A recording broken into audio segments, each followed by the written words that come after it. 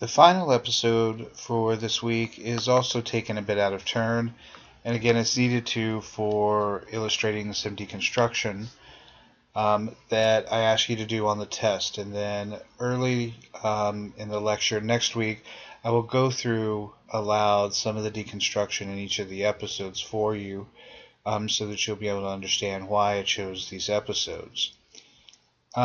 This episode, again, is out of normal viewing order.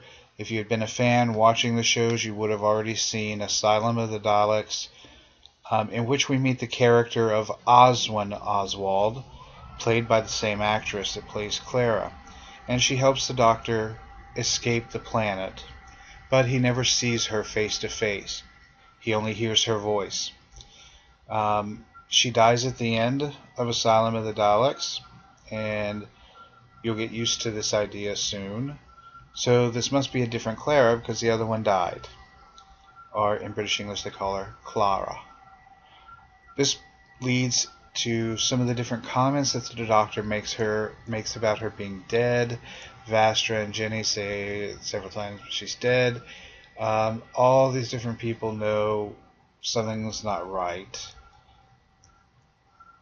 We start this episode in Victorian England, 1842. A boy's playing with snow that repeats things back to the boy.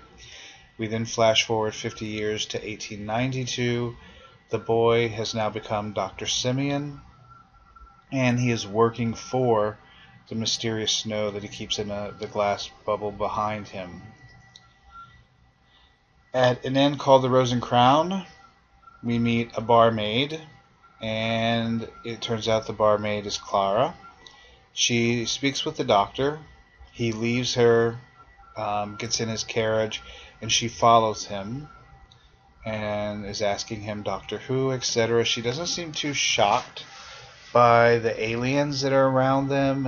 He has Strax with him. They have a memory worm. So, again, she's not really put off by the aliens, which is a bit odd. Clara follows him, tries to climb up the ladder where the Doctor did to get to his TARDIS, but is unable to, so she just screams, "Doctor!" Jenny is among the crowd that is noticing her screaming for the Doctor and tells her to hush up, don't make a scene, and takes her back to Madame Vastra, who is her wife. And so the two of them work together as almost a real-life Sherlock Holmes outfit, to the point where at one point in the episode, besides the Doctor imitating and disguising himself as Sherlock Holmes, Dr. Simeon says that Arthur Conan Doyle is basing his characters off of Madame Vastra and Jenny. She gives her a test that she can only say one word, and after a while it turns out that she says pond. We know that the Doctor had retired after losing Amy and Rory. Very distraught about the two of them, and so the word pond makes him want to investigate. He pays a visit to Dr. Gideon and the snow, as he's disguised as Sherlock. The Doctor discovers that it's psychic snow and is really an enemy called the Great Intelligence.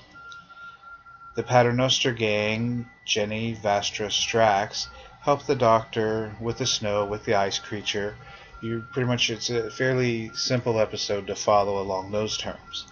The Doctor is eventually able to defeat the Great Intelligence, and as Clara lay dying, she mutters the words, "Run, you clever boy, and remember." These words ring a bell because it's also what Oswin said as well. And the Doctor visits Clara's grave, and he is perplexed because he now sees it's Clara Oswin Oswald. And so this is the same Oswin Oswald that he had met before in a much different time frame. So he sets off. This gives him renewed vigor, brings him out of his depression, and sends him off in search of this Clara Oswin Oswald, who has now twice died in front of him. But as we see in 2012, we flash forward to now we're in the present day. We're in our present day. the grave had been erected in 1892, we see Clara actually pass by her own grave. The grave now of an ancestor, supposedly, but we have the same character of Clara, because she's referred to so by a friend. So now we have a third Clara appearing, and this is going to be one of the story arcs for the 7th season, which we will watch in the last weeks of class.